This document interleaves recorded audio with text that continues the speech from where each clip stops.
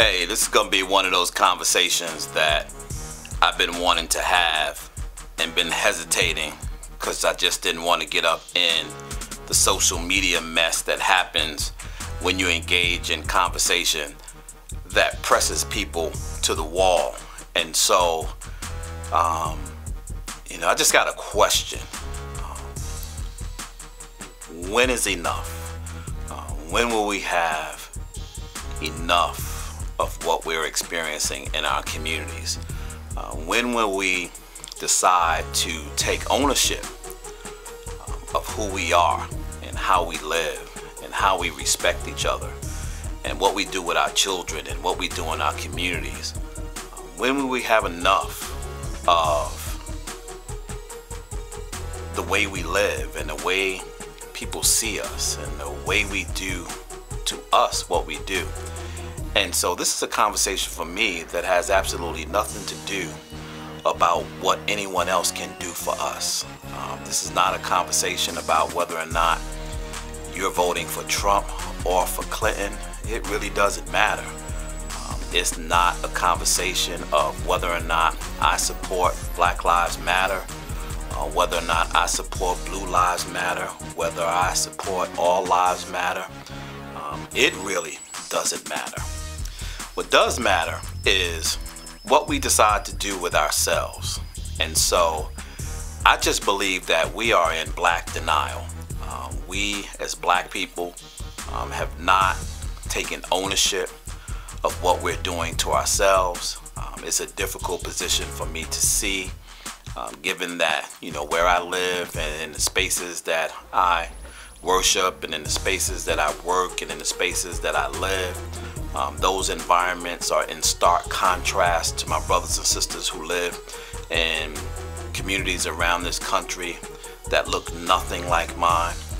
And it does not mean that I don't have compassion. I came from those same streets. I came from those same communities. I know what it's like, but I also know what it's like to have respect of ourselves. I know what it's like to have respect for adults. I know what it's like to have respect for our elders. I know what it's like to have respect for our fellow brother. I know what it's like to have respect for our fellow sister. And the question is, when did we lose that respect for ourselves? Who is responsible for the loss of respect that we have for ourselves? And this is not a conversation solely about black on black crime. This is really about black on black respect, because if we respect ourselves, we would do better by ourselves and for ourselves. I think that it really doesn't matter what anybody else does for us, what anybody else claims they're going to do for us, regardless of who takes over the next administration. What has happened to us is not solely our president's responsibility.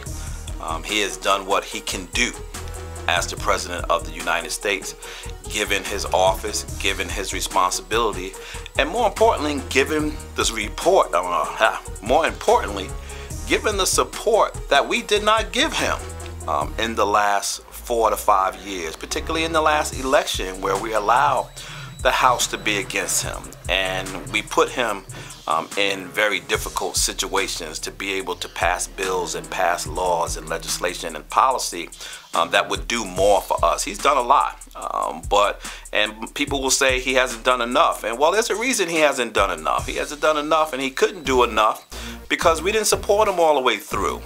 We were happy and we jumped up and down when he became president, and we all reveled in the fact that we had our first black president, but we didn't do what we needed to do to sustain him throughout his administration. And now he's going to be gone, and now we have to figure out what we're going to do moving forward. So this conversation with me for you right now is on the ownership of me. It's on the ownership of you. It's on the ownership of everyone who looks like me and you, whether or not they're dirt poor or air rich, whether or not they live in urban or whether or not they live in rural, small house to outhouse, the big house, the grand house, whether or not they're making pennies or they're making millions. At some point, we have to begin to look at who we are, and we have to address the way that we treat ourselves and the way that we respect ourselves and the way that we respect our lives. I cannot keep turning on my computer each and every morning to see the life of some young black man or girl, some black woman or boy who has been slain by the hands of us. Stabilized at last check. We can't tell you that there are actually 3 children that were shot yesterday that are all being treated right now in the emergency room here at Comer Children's Hospital. We've just gotten some numbers in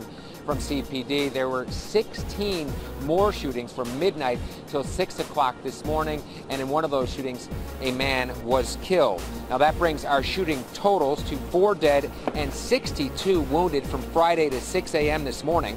The youngest victims are, according to the Sun-Times, 5-year-old Tanaya Williams and 7-year-old Corey Bondurant. They were shot while playing in the street in front of their home last night. It happened at around 11 o'clock. It's ridiculous. It is ridiculous that we keep seeing this. And you could keep, and everybody who is in the lane of dealing with police brutality and dealing with criminal justice, stay in your lane and keep fighting for those things. We need that fight as well.